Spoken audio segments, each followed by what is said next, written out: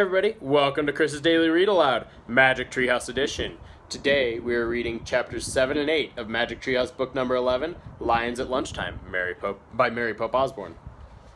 Chapter 7 is Hi There. If you'll recall, Annie just ran off into the woods following a small bird. Chapter 7, Hi There. The forest was cooler than the sunny plains. It was filled with shadows and bird calls. "Where are you?" Jack shouted. "Here," said Annie. He found her in a thick glade. Bright rays streamed through the trees. Green leaves and vines swayed in the dappled light. The little gray bird sat in a tree, twittering at them.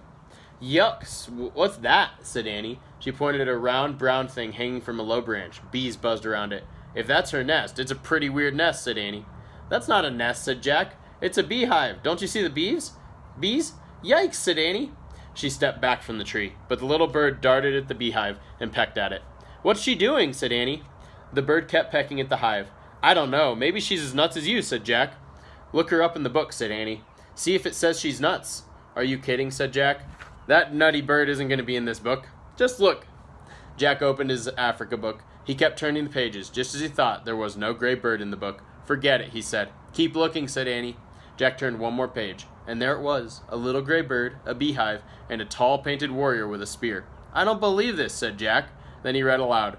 "This bird is called a honey guide. It's both a friend and a helper to the Maasai people in Africa, an African tribe known for their fierce fighting and skills and bravery." "Hi, honey guide," Annie called to the bird. "I knew you were important." Jack kept reading. The honey guide leads a Maasai tribe person to a beehive. The bird waits for him or her to scatter the bees and take the honey. Then the bird feasts on the honeycomb. "That's cool," said Jack. "They work together like zebras and wildebeests and gazelles." "Yeah," said Annie, "and she wants us to be her helpers. We have to scatter the bees and leave her the honeycomb." "How do we do that?" said Jack.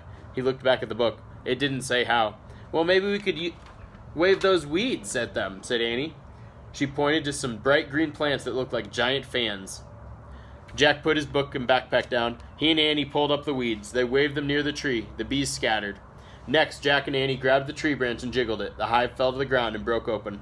Annie stooped and stuck her finger into the golden honeycomb. "Yum," she said when she tasted the honey. "Try it." Jack stuck his finger in the honeycomb.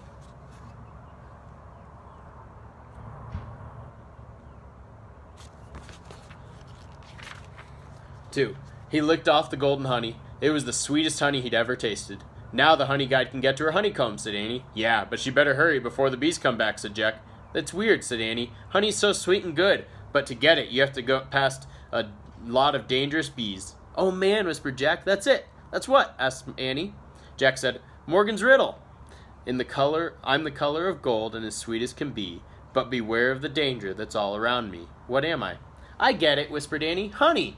"Honey," said Jack, nodding and smiling. "That's it. We've answered Morgan's riddle. Let's go home."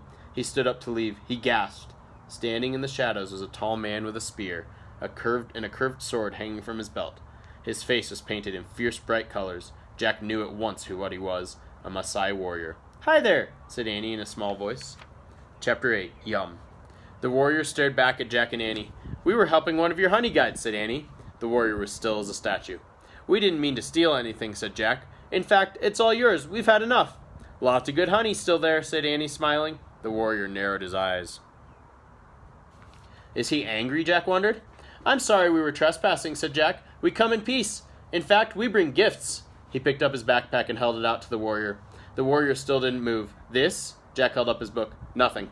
Jack reached into his pack. He pulled out the big jar of peanut butter. "Peanut butter!" He pulled out the loaf of bread. "Bread! Hey, how about a peanut butter and honey sandwich?" "Yum," Annie said, watching the warrior. The warrior stared at the food. "We'll show you," said Jack. As he unwrapped the bread, his hands shook. Annie opened the jar.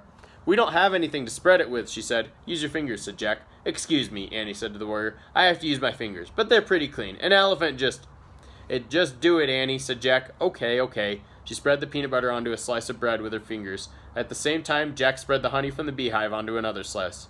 Jack and Annie put their pieces of bread together. "Ta-da!" said Annie, handing the sandwich to the warrior. The warrior took the sandwich.